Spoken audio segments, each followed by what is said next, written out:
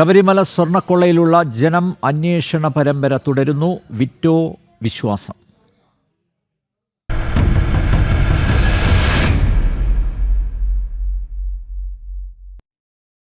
ശബരിമല സ്വർണ്ണക്കവർച്ചയിൽ ഉന്നതരെ രക്ഷിക്കാനുള്ള നീക്കം കൂടുതൽ വ്യക്തമാകുന്നു.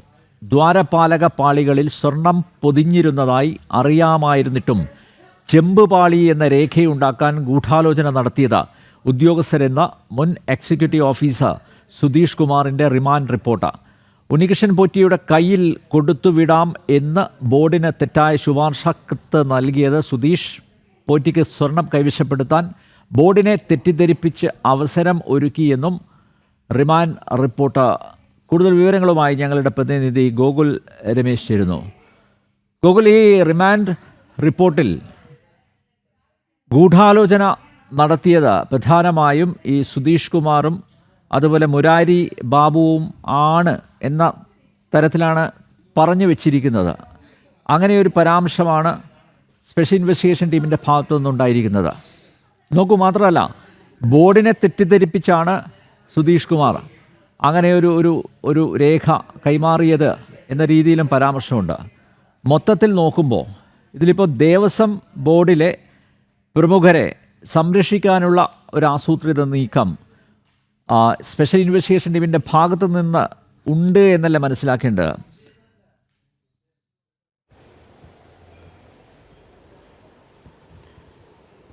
നിലവിലെ വിവരിച്ചിട്ടുള്ള നോക്കിക്കഴിഞ്ഞാൽ പരിശോധിച്ച് കഴിഞ്ഞാൽ അത്തരത്തിൽ തന്നെ നമ്മൾ അനുമാനിക്കേണ്ടിയിരിക്കുന്നു അനിൽ നമ്പ്യാർ. അതായത് ദേവസ്വം ബോർഡ് അധികൃതരെ കൃത്യമായിട്ട് പ്രതിസ്ഥാനത്ത് വരുത്തുന്ന രീതിയിലുള്ള നടപടികളോ കണ്ടെത്തലുകളോ ഒന്നും അന്വേഷണ സംഘത്തിൻ്റെ പക്കൽ ഉണ്ടാകുന്നില്ല എന്നുള്ളതാണ് നമ്മൾ മനസ്സിലാക്കേണ്ടത്. ഇത് മനഃപൂർവ്വമായിട്ട് അവർ ഇത്തരത്തിലൊരു ശ്രമം നടത്തുന്നതാണോ എന്ന് സംശയിച്ചാൽ തെറ്റ് പറയുവാനായിട്ട് സാധിക്കുകയുമില്ല. കാരണം ആ രീതിയിൽ തന്നെയാണ് സംശയങ്ങൾ ജനിപ്പിക്കുന്ന രീതിയിലുള്ള വിവരങ്ങൾ അടപ്പുറത്ത് വരുന്നത്. ഇന്നിപ്പോൾ മുൻ എക്സിക്യൂട്ടീവ് ഓഫീസർ സുധീഷ് കുമാറിനെ അറസ്റ്റ് ചെയ്തിരുന്നു. അതിനുശേഷം സുധീഷ് കുമാറിനെ ഇന്ന് പത്തനംതിട്ട ജുഡീഷ്യൽ 1ാം ക്ലാസ് മജിസ്ട്രേറ്റ് കോടതിയിൽ ഹാജരാക്കി റിമാൻഡ് ചെയ്തിരിക്കുകയാണ്. ആ റിമാൻഡ് റിപ്പോർട്ടിൽ വളരെ ഗുരുതരമായിട്ടുള്ള ചില പരാമർശങ്ങൾ വന്നിട്ടുണ്ട്. പക്ഷേ ആ റിമാൻഡ് റിപ്പോർട്ടിൽ സുധീഷ് കുമാറിൻ്റെ റിമാൻഡ് റിപ്പോർട്ട് ഉണ്ടായിരുന്നു. ഒപ്പം നേരത്തെ മുരാരി ബാബുവിൻ്റെയും ഉണ്ണികൃഷ്ണൻ പോറ്റിയുടെയും അടക്കമുള്ള രേഖകൾ കോടതിയിൽ സമർപ്പിക്കപ്പെട്ട് നമുക്ക് ലഭ്യമായിട്ടുള്ള രേഖകളിലൊന്നും തന്നെ ഈ ദേവസ്വം ബോർഡ് അധികൃതരെ കൃത്യമായിട്ട് പ്രതിസ്ഥാനത്ത് നിർത്തുന്ന രീതിയിലോ അല്ലെങ്കിൽ അവരെ സംശയമുനയിൽ നിർത്തുന്ന രീതിയിലുള്ള പരാമർശങ്ങൾ അന്വേഷണ സംഘത്തിൻ്റെ ഭാഗത്തു നിന്നും ഉണ്ടാകുന്നില്ല എന്നുള്ളതാണ് ഏറ്റവും ശ്രദ്ധേയമായിട്ട് നമ്മൾ നോക്കിക്കാണേണ്ടത്. എന്തായാലും ഇന്നത്തെ ഈ റിമാൻഡ് റിപ്പോർട്ടിൽ ഗുരുതരമായിട്ടുള്ള പരാമർശങ്ങൾ, കുറ്റകൃത്യങ്ങൾ ഈ സുധീഷ് നടത്തിയിട്ടുണ്ട്, സുധീഷ് കുമാർ നടത്തിയിരിക്കുന്നു എന്നുള്ള വിവരങ്ങളാണ് പുറത്തു വന്നിരിക്കുന്നത്. അതായത് ഈ 2019 നടന്നിട്ടുള്ള ഗൂഢാലോചനയിൽ കൃത്യമായിട്ട് പങ്ക് സുധീഷ് കുമാറിനുണ്ട്. പ്രത്യേകിച്ച് സ്വർണം ചെമ്പായി മാറിയതിൽ ക്രമക്കേടുകൾ നടത്തിയിരിക്കുന്നതിൽ പ്രധാന പങ്ക് സുധീഷ് കുമാറിൻ്റെതാണ്.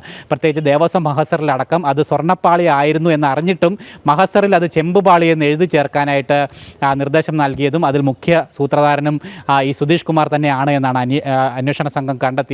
അതോടൊപ്പം എന്ന് എഴുതുകയും ഉണ്ണികൃഷ്ണൻ പോറ്റിയുടെ കൈവശം നവീകരണത്തിനായി കൊടുത്തുവിടാം എന്ന് ബോർഡിന് തെറ്റായ ശുപാർശ കത്ത് നൽകുകയും ചെയ്തു. അതായത് ബോർഡിനെ തെറ്റിദ്ധരിപ്പിച്ചു എന്നുള്ളതാണ്. അപ്പോൾ തിരുവിതാംകൂർ ദേവസ്വം ബോർഡിന് ഇതിൽ പങ്കില്ല എന്ന് കൃത്യമായ സൂചന നൽകുന്നു. ഇനി അറിയേണ്ടത് സുധീഷ് കുമാറിൻ്റെ മൊഴി അത് തന്നെയായിരുന്നോ അല്ലെങ്കിൽ മുരാരി ബാബു അക്കാര്യം പറഞ്ഞിരുന്നു. പക്ഷേ കഴിഞ്ഞ ദിവസം മുരാരി ബാബുവിൻ്റെ അഭിഭാഷകൻ കോടതി പറഞ്ഞത് എന്തുകൊണ്ട് ഉന്നതരിലേക്ക് അന്വേഷണം എത്തുന്നില്ല എന്നാണ്. അപ്പോൾ ഒരുപക്ഷെ സ്പെഷ്യൽ ഇൻവെസ്റ്റിഗേഷൻ ടീം ഈ അന്വേഷണം ഉദ്യോഗസ്ഥരിൽ മാത്രം ഒതുക്കാൻ അങ്ങനെ ഒരു പദ്ധതി തയ്യാറാക്കിയോ എന്നാണ് അറിയേണ്ടത്. അതായത് ദേവസ്വം ബോർഡിനെ ഇതിലേക്കൊന്നും വലിച്ചിഴക്കേണ്ടതില്ല. ഇവർ മാത്രം അറിഞ്ഞുകൊണ്ട്, മുരാരി ബാബുവും അതുപോലെ ഉണ്ണികൃഷ്ണൻ പോറ്റിയും സുധീഷ് കുമാറും മാത്രം അറിഞ്ഞുകൊണ്ടാണ് ഇങ്ങനെ ഒരു ഇടപാട് നടന്നത് എന്ന് വരുത്താനുള്ളൊരു ശ്രമമല്ലേ നടക്കുന്നത്? തീർച്ചയായിട്ടും അങ്ങനെ തന്നെ സംശയിക്കേണ്ടിയിരിക്കുന്നു. കാരണം ആദ്യഘട്ടം മുതൽ തന്നെ ഈ ഒരു ആരോപണം അന്വേഷണ സംഘത്തിന് നേരെ വിവിധ കോണുകളിൽ നിന്ന് ഉയർന്നു വന്നിട്ടുണ്ടായിരുന്നു. അതായത് എന്തുകൊണ്ട് ബാക്കി പ്രതികളിലേക്ക് അല്ലെങ്കിൽ ഈ ദേവസ്വം അധികൃതരടക്കമുള്ള ആളുകളുടെ പങ്ക് കൃത്യമായിട്ട് വ്യക്തമായിട്ടും അവരെ പ്രതിസ്ഥാനത്ത് FIR-ൽ ചേർത്തിട്ട് കൂടിയിട്ടും അവരിലേക്ക് ഏതെങ്കിലും തരത്തിലൊരു നടപടി പോലും ഉണ്ടാകുന്നില്ല എന്നുള്ള ചോദ്യമാണ് പ്രധാനമായിട്ടും അദ്ദേഹം അടിവരയിട്ട് പറയുന്നത്. ബോർഡ് അറിയാതെ സുധീഷ് കുമാർ ആവട്ടെ മുരാരി ബാബു ആവട്ടെ ഇങ്ങനെ ഒരു തീരുമാനത്തിലേക്ക് എത്താൻ പറ്റില്ല, ഇങ്ങനെ എഴുതി കൊടുക്കാൻ പറ്റില്ല. മാത്രമല്ല തെറ്റിദ്ധരിപ്പിക്കപ്പെട്ടു എന്ന് പറയുന്നവർ കഴുതകളാണോ എന്നുള്ളതാണ്. കാരണം ഇതൊക്കെ പരിശോധിക്കേണ്ടതല്ലേ. ഈ ശ്രീകോവിൽ നട തുറക്കുന്ന സമയത്ത് അതിന് മുന്നിൽ നിൽക്കുന്നവരാണ് ദേവസ്വം ബോർഡ് പ്രസിഡൻറ്റും അംഗങ്ങളും. അപ്പോൾ അവർക്കറിയില്ലേ ഇത് ചെമ്പല്ല സ്വർണമാണ് എന്ന് നന്നായി അറിയുന്നവർ ഇപ്പോൾ കൈ കഴുകുന്നതിന് പിന്നിൽ ഒരു ലക്ഷ്യമില്ലേ, ഒരു അജണ്ടയില്ലേ? കാരണം വലിയൊരു കേസാണ് വന്നിരിക്കുന്നത്. ആ കേസിൽ നിന്ന് എങ്ങനെയെങ്കിലും ഒന്ന് രക്ഷപ്പെടണം. അതിന് ഉദ്യോഗസ്ഥരെ പഴിക്കുന്നു. ആ മാർഗമാണ് അവർ അന്വേഷിക്കുന്നത്. മാത്രമല്ല, തിരഞ്ഞെടുപ്പ് വരുന്നു, തദ്ദേശ സ്വയംഭരണ സ്ഥാപനങ്ങളിലേക്കുള്ള തിരഞ്ഞെടുപ്പ് വരുന്നു, നിയമസഭയിലേക്കുള്ള തിരഞ്ഞെടുപ്പ് വരുന്നു. CPM നേതാക്കന്മാരാണ് ദേവസ്വം ബോർഡിൻ്റെ തലപ്പത്ത് ഇരുന്നവ. അവരൊരു പക്ഷേ ഈ കേസിൽ പ്രതി ചേർക്കപ്പെടുകയാണെങ്കിൽ, അല്ലെങ്കിൽ അവർ ജയിലിലടക്കപ്പെടുകയാണെങ്കിൽ അത് സർക്കാരിൻ്റെ അവകാശപ്പെടുന്ന ആ പ്രതിച്ഛായയ്ക്ക് ദോഷം വരുത്തില്ലേ? അതുകൊണ്ട് സർക്കാരിൻ്റെ നിർദ്ദേശപ്രകാരം ഇത്തരത്തിലൊരു ഒത്തുകളി, സ്പെഷ്യൽ ഇൻവെസ്റ്റിഗേഷൻ ടീമുമായി ഒരു ഒത്തുകളി നടത്തുകയാണോ ദേവസ്വം ബോർഡിലുള്ളവർ?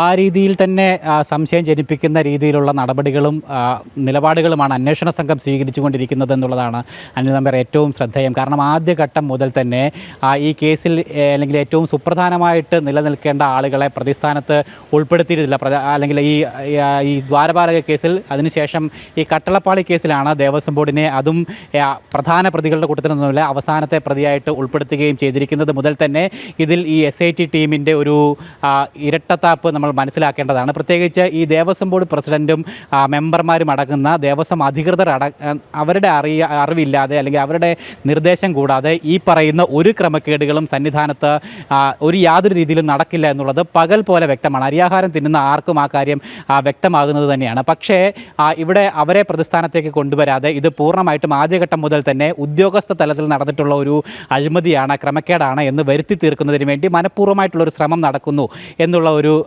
ആരോപണം നേരത്തെ മുതൽ തന്നെ ഉയർന്നു വരുന്നു. പ്രത്യേകിച്ച് ദേവസ്വം ഇപ്പോഴത്തെ പ്രസിഡന്റ് ഉൾപ്പെടെയുള്ള ആളുകൾ അതേ ആരോപണം തന്നെ, ഇത് തങ്ങൾക്കൊന്നും അറിയില്ല, ഇതെല്ലാം ഉദ്യോഗസ്ഥ തലത്തിൽ നടന്നിട്ടുള്ളതാണ് എന്ന് പറഞ്ഞുകൊണ്ട് കൈ കഴുകുന്ന നിലപാട് നേരത്തെ മുതൽ തന്നെ സ്വീകരിച്ചു വരികയും ചെയ്യുകയാണ്. പക്ഷേ അതിൻ്റെ തുടർച്ച എന്നോണം തന്നെ അന്വേഷണ സംഘവും അങ്ങനെ തന്നെ നിലപാട് സ്വീകരിക്കുന്നു, അങ്ങനെ തന്നെ മുന്നോട്ട് പോകുന്നു എന്നാണ് നമ്മൾ മനസ്സിലാക്കുവാനായിട്ട്. കാരണം അന്വേഷണത്തിൻ്റെ ഈ ഘട്ടത്തിൽ ഇതുവരെയും അവരിലേക്ക് അന്വേഷണം എത്തുന്നില്ല. പ്രത്യേകിച്ച് ഹൈക്കോടതിയുടെ അടക്കം ഈ വിഷയത്തിൽ നിലപാട് അല്ലെങ്കിൽ ഒരു നിർദ്ദേശം കഴിഞ്ഞ ദിവസം ഉണ്ടായിട്ടുണ്ടായിരുന്നു. അതായത് ആവശ്യമെങ്കിൽ ദേവസ്വം ജീവനക്കാരെ അവർക്കെതിരായിട്ട് നിയമ നടപടി സ്വീകരിക്കേണ്ടതായിട്ടുണ്ട് എന്നുള്ള കാര്യം ഹൈക്കോടതി തന്നെ നേരിട്ട് അന്വേഷണ സംഘത്തിന് നിർദ്ദേശമായിട്ട് നൽകേണ്ട അവസ്ഥ ഉണ്ടാകുന്നു. അതായത് ഈ SITയുടെ അന്വേഷണം കൃത്യമായിട്ട് ഇവരിലേക്കൊന്നും എത്തുന്നില്ല എന്ന് ബോധ്യമായതിൻ്റെ അടിസ്ഥാനത്തിൽ തന്നെ ആയിരിക്കാം ഒരുപക്ഷെ ഹൈക്കോടതി ആ ഒരു രീതിയിലുള്ള നിർദ്ദേശം നൽകിയിരിക്കുന്നത് എന്നുള്ളതാണ് നമ്മൾ മനസ്സിലാക്കേണ്ടത്. മുൻ ദേവസ്വം ബോർഡ് പ്രസിഡന്റ് പത്മകുമാർ അടക്കമുള്ള ആളുകളെ ചോദ്യം ചെയ്യാൻ വിളിപ്പിക്കുമെന്ന തരത്തിലുള്ള വിവരങ്ങളൊക്കെ പുറത്തു വന്നിട്ട് ദിവസങ്ങളായെങ്കിൽ കൂടിയിട്ടും ഇതുവരെയും യാതൊരു നിലപാട് അല്ലെങ്കിൽ ഒരു നടപടിയും ആ കാര്യത്തിലൊന്നും ഇതുവരെ ഉണ്ടായിട്ടില്ല എന്നുള്ളതാണ് നമുക്ക് മുന്നിൽ നിൽക്കുന്ന വസ്തുത. അത് മാത്രമല്ല, ഹൈക്കോടതി അനുവദിച്ചിരിക്കുന്ന സമയം അവസാന ഘട്ടത്തിലേക്ക് എത്തുമ്പോൾ പോലും ഈ 3 പ്രതികളിലേക്ക് മാത്രമായിട്ട് അന്വേഷണം ചുരുങ്ങുന്ന ഒരു കാഴ്ചയാണ് നമുക്ക് കാണുവാനായിട്ട് സാധിക്കുന്നത്. അല്ലെങ്കിൽ ഇത്രയും ദിവസത്തെ വിശാലമായിട്ടുള്ള അന്വേഷണത്തിൽ കൂടുതൽ പ്രതികളിലേക്ക് ഒരു പ്രാഥമികമായിട്ടുള്ള നടപടി പോലും എത്തിക്കാനായിട്ട് അന്വേഷണ സംഘത്തിന് സാധിച്ചിട്ടില്ല. അവരെ ചോദ്യം ചെയ്യുകയോ അല്ലെങ്കിൽ അവരിൽ നിന്ന് വിവരങ്ങൾ തേടുകയോ എന്നുള്ള ഏറ്റവും ആദ്യഘട്ട നടപടികൾ പോലും അന്വേഷണ സംഘം സ്വീകരിച്ചിട്ടില്ല എന്നുള്ളതാണ്. പ്രത്യേകിച്ച് മുരാരി ബാബുവിലും അതോടൊപ്പം തന്നെ ഉണ്ണികൃഷ്ണൻ പോറ്റിയിലും മാത്രമായിട്ട് ആദ്യത്തെ കുറേ ദിവസങ്ങൾ ചുറ്റിത്തിരിഞ്ഞു. അതിനുശേഷം ഈ അവസാന ഘട്ടത്തിലാണ് സുധീഷ് കുമാർ എന്നുള്ള ഒരു പ്രതിയിലേക്ക് കൂടി അന്വേഷണം നീണ്ടിരിക്കുന്നത്. ഇനി എന്തായാലും 7ഓളം പ്രതികൾ ഇനിയും അവശേഷിക്കുകയാണ്. 10 പ്രതികൾ വീതമാണ് 2 കേസുകളിലും അന്വേഷണ സംഘം FIRൽ ഉൾപ്പെടുത്തിയിരിക്കുന്നത്. അവരിലേക്കൊക്കെ ഏത് ഘട്ടത്തിൽ അന്വേഷണം എത്തും അല്ലെങ്കിൽ എത്തുമോ എന്നുള്ള കാര്യം തന്നെ ഇവിടെ സംശയമായിട്ട് നിലനിൽക്കുകയാണ്. പ്രത്യേകിച്ച് ഹൈക്കോടതി അനുവദിച്ചിരിക്കുന്ന സമയം അവസാന ഘട്ടത്തിൽ എത്തുകയും ചെയ്തിരിക്കുകയാണ്. ശബരിമല സ്വർണ്ണക്കൊള്ളയിൽ സ്പെഷ്യൽ ഇൻവെസ്റ്റിഗേഷൻ ടീമിൻ്റെ അന്വേഷണം അട്ടിമറിക്കപ്പെടുന്നോ എന്നൊരു ചോദ്യമാണ് ഉയരുന്നത്. ഉന്നതരെ രക്ഷിക്കാനുള്ള നീക്കം കൂടുതൽ വ്യക്തമാകുന്നു. ദേവസ്വം ബോർഡിലെ ഉന്നതരെ ദ്വാരപാലക പാളികളിൽ സ്വർണം പൊതിഞ്ഞിരുന്നതായി അറിയാമായിരുന്നിട്ടും ചെമ്പുപാളി എന്ന രേഖയുണ്ടാക്കാൻ ഗൂഢാലോചന നടത്തിയത് ഉദ്യോഗസ്ഥരെന്ന മുൻ എക്സിക്യൂട്ടീവ് ഓഫീസർ സുധീഷ് കുമാറിൻ്റെ റിമാൻഡ് റിപ്പോർട്ട്